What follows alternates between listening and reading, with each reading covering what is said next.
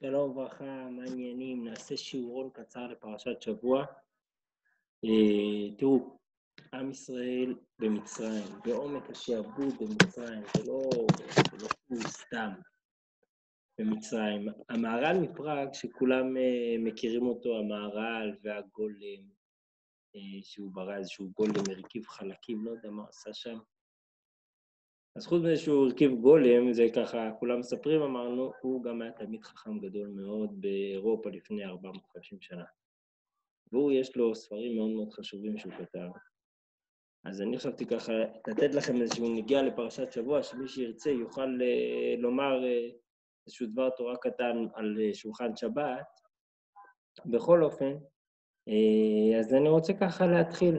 תסתכלו שזה הדברים כתובים בפרשה שלנו אחד לאחד, וזה דברים נפלאים ומתוקים מדבש, שאני מאוד אוהב אותם, והילדים שלי מכירים אותם. אז מומלץ, מי שרוצה לשתף את ההורים שלו בבית, את האחים שלו, אני חושב שזה יפה, זה חשוב. אז תראו, אז אם אנחנו מתחילים פרשה, אנחנו בפרשת וירא. כבר שעבר התחלנו את ספר שמות כמובן. פרשת וירא מתחילה שאלוקים מתגלה למשה רבנו. הוא אומר להם, אני נראיתי לאברהם, ליצחק וליעקב, ואני גם שומע את הסבל ואת הנעקה של עם ישראל במצרים. אמר לו, אני אל תדאג, אני שומע טוב טוב מה קורה.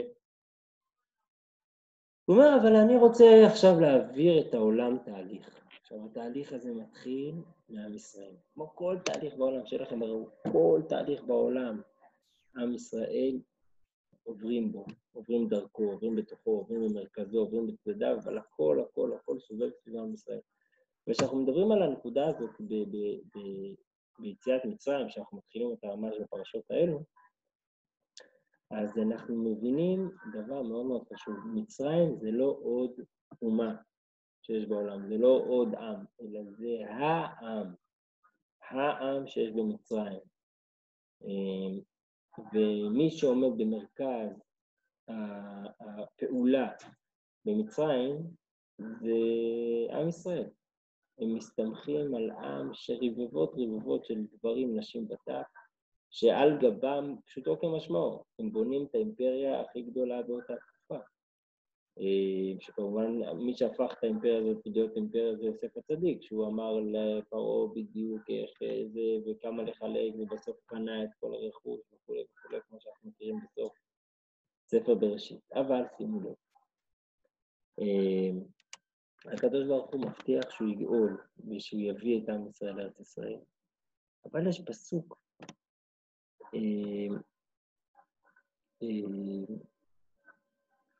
קשה מאוד בעיניי, פסוק ט'. וידבר משה כן לבני ישראל שהקדוש ברוך הוא רוצה לגאול אותם, ולא שמעו אל משה מקוצר רוח ומעבודה קשה. עם ישראל אין לו סבלנות לשמוע דברים גדולים. מסביר הנציב, אני אגיד אנקדוטה על הנציב. הנציב זה הרב נפתלי צבי יהודה ברלין, היה תלמיד חכם גדול לפני כ-100 וקצת שנים בוולוז'ין באירופה, וכל הנושא של ישיבת וולוז'ין הוא היה אחד מראשי הישיבה.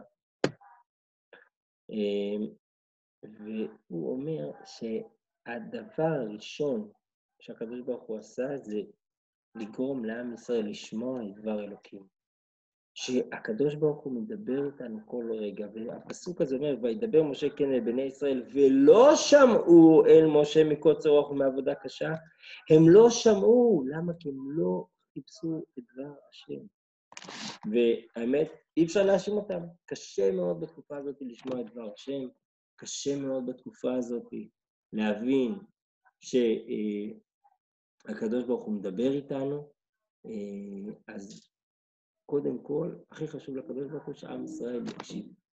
ואז מתחיל המסע, איך העולם מתחיל לקבל צורה חדשה, ועל זה אני רוצה לפרוט לכם היום. אני פסוק י' וידבר אדוני על משה לאמור, בוא אל פרעה מלך מצרים, וישלח את בני ישראל מארצו. וישלח את בני ישראל מארצו. וידבר משה לפני אדוני לאמור, הן בני ישראל לא שמעו אליי, ואיך ישמעני פרעה ואני ארץ שפתיים. הוא אומר, קודם כל תלך לפרעה, הוא אומר לו, מה אני אעשה? אני לא יכול, עם ישראל לא שומעים אותי, אתה רוצה שהמדרשים הם דברים קשים, שהם רגמו אותו באבנים שהוא בא וניסה לדבר איתם, משה רבנו. אז הוא אומר, תיקח את הארון, וכולי וכולי. בסדר? ככה אני ככה מדלג, ואז הם הולכים לפרעה.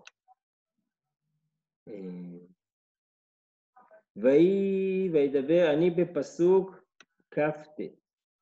וידבר אדוני אל משה לאמור, אני אדוני, דבר אל פרעה מלך מצרים את כל אשר אני דובר אליך. ויאמר משה לפני אדוני, הן אני ארד שפתיים, ואיך ישמע אלי פרעה. ואז הוא מביא אהרון וכולי, בסדר? ואז הוא אומר, אתה תדבר את כל אשר אצווך, ואהרון אחיך ידבר אל פרעה, ושילח את בני ישראל מארצו, ואני אקשה את לב פרעה, הוא אומר לו, אני אקשה את הלב של פרעה. עכשיו, שאלה גדולה, למה להקשות את הלב של פרעה? הרי אתה רוצה להוציא את עם ישראל ממצרים, אז למה להקשות את הלב של פרעה? לא להקשות. פרעה היה יכול לשמוע, הקדוש ברוך הוא לא רצה לגרום לו לשמוע. ולא ישמע אליכם פרעה, ונתתי את ידי במצרים, והוצאתי את צבאותיי, את עמי בני ישראל מארץ מצרים, בשפטים גדולים. הקדוש ברוך הוא יש לו תוכניות אחרות. אפשר לעשות ככה פיק, ככה עם האצבע, ולהגיד, עם ישראל יוצא ממצרים. אפשר בתחילה, לא בכלל, לגרום לעם ישראל להיכנס למצרים. אפשר, הקדוש ברוך הוא יכול לעשות הכל. אז למה הוא אמר, לך לפרעה, תגיד לו שיוציא את עם ישראל ממצרים, והוא לא ירצה, הוא לא ישמע אליך, כי אני מקשה את ליבו, אומר הקדוש ברוך הוא, אבל אתה תלך אליו כל פעם מחדש. מה שיוצא פה למעשה זה שהקדוש ברוך הוא אומר פה, תסתכלו, והוצאתי את בני ישראל מתוכם, והוא אומר, והוצאתי את צבאותיי, את עמי, בני ישראל מארץ מצרים, בשפטים גדולים. הקדוש ברוך הוא רוצה לעשות שפטים. שפטים זה קושי. שפטים, לעשות שפטים זה לעשות את זה בצורה קשה מאוד. למה הקדוש ברוך הוא רוצה בצורה כזאת להוציא את עם ישראל ממצרים? למה הם פשוט בלילה להתחמק ממצרים? אפשר הכל. למה הקדוש ברוך הוא רוצה לעשות כל כך הרבה רעש שעם ישראל יוצא ממצרים? ופה נכנס לתמונה המערב. שימו לב. אני מדלג קדימה, כולכם מכירים את 10 המכות. שימו לב שיש משהו מאוד מעניין ב10. קודם כל, אני פסוק י"ד בפרק ז'. ויאמר אדוני אל משה, כבד לב פרעה, מאין לשלח העם. לך אל פרעה בבוקר, הנה יוצא המימה, וניצבת לקראתו על שפת היאור, והמטה אשר נהפך לנחש תיקח בידך. בסדר, הוא אומר, לך ליאור. למה לך ליאור בבוקר? כי אנחנו יודעים כולם מדרש המפורסם שפרעה רצה להגיד שהוא אלוקים. אז הוא אמר, תראו, כולכם הולכים לשירותים. אני לא הולך לשירותים. הוכחה חזקה מאוד של פרעה. אבל כמובן שהוא בן אדם כמו כולנו, פרעה. והוא כל היום היה מתאפק, ובבוקר שאף אחד לא היה רואה אותו, היה הולך ליאור לשירותים. מה לעשות? אמר הקדוש ברוך הוא למשה רבנו, לך אליו ותגיד לו, חביבי, אתה לא אלוקים, אני יודע את זה. למה תלך לנקודה ששם הוא משקר לכולם? בנקודה שמשם הוא יוצא פרעה, הוא אומר, אני אלוקים, כי אני לא עושה צרכים. לך ותגיד לו, אם תפסתי אותך, אתה לא אלוקים. בוא נדבר בגובה העיניים, מה שנקרא. כולנו יודעים שאתה לא אלוקים. ואז, ואמרת אליו, תשלח את עמי. טוב, ואז תקע על היאור. ואז יהיה דם. כולם מכירים סיפור עם דם, הייתם בגן, שמעתם את המורה בכיתה א', ב', ג', ד', והיום אתם בכיתה ה', ברוך השם. ואז שימו לב, אז המכה הראשונה זה דם. המכה השנייה, הרי הוא לא יוציא אותו ממצרים אחרי המכה הראשונה, כי הקדוש ברוך הוא החזיק את ליבו. ואז אני פסוק כ"ז בפרק ז', ואם אין אתה לשלח, הנה אנוכי נוגף את כל גבולך בצפרדעים. אז יש מכת צפרדעים, זה לא נגמר. מכת צפרדעים, בתנורים, במיטות, בארונות, בהכל. טוב, אבל זה לא נגמר. ממשיך, ופרעה עדיין לא מוציא את עם ישראל ממצרים. ואז הוא אומר לו, עוד פעם משה רבנו מגיע, ואז אני פסוק י"ד בפרק ח'. ויאמר אדוני אל משה, אמור אל אהרון נטה את מתך, והך את עפר הארץ, והאלה לכינים בכל ארץ מצרים, ואז יש קינים. עכשיו בואו ננסה לחשוב מה מאפיין את שלושת המכות הראשונות. שלושת המכות הראשונות מאפיין אותם דבר אחד. כולם מגיעים מתוך האדמה. היאור הוא בתוך האדמה. הצפרדעים מגיעים מהיאור שהוא בתוך האדמה. והעפר הוא האדמה עצמה. הכל מתחת במקום הכי נמוך בעולם, באדמה. וזה לא נגמר, שימו לב. ואז, מכה רביעית אנחנו עכשיו. טוב, ואז אני, פסוק י"ז, פסוק י"ז, סליחה, ואומר אדוני אל משה, השכם בבוקר ותצא לפני פרעה. הנה יוצא המימה ואמרת אליו, כה אמר אדוני, שלח את עמי ויעבדוני. כי אם אינך משלח את עמי, הנני משלח בך ובעבדיך ובעמך ובבתיך את הערוב. מכה הרביעית, מכת הערוב. וואו, איפה הערוב יוצא? מעל האדמה. זה לא נגמר. ואז מכת הרוב, ואז המכה הבאה זה דבר, נכון? דבר, מה זה מכת הדבר? הערוב זה החיות, דבר זה המגפה שיש בכל הבהמות, שזה גם מעל האדמה. עד עכשיו היה לנו 3 מכות ראשונות באדמה. דם באדמה, צפרדע באדמה ביאור, וקינים, שזה אדמה עצמה, שהוא לקח את האדמה, זרק אותה, נתן למכה, יצא קינים, לא זרק אותה, נתן למכה. 2 מכות הבאות זה הרוב ודבר הם מעל האדמה, חיות הם מעל האדמה, חיות טרף, או הבהמות שכולם מתות הם מעל האדמה, אבל זה לא נגמר. זה אנחנו עכשיו מכה שישית, ואז מכה שישית היא בבני אדם.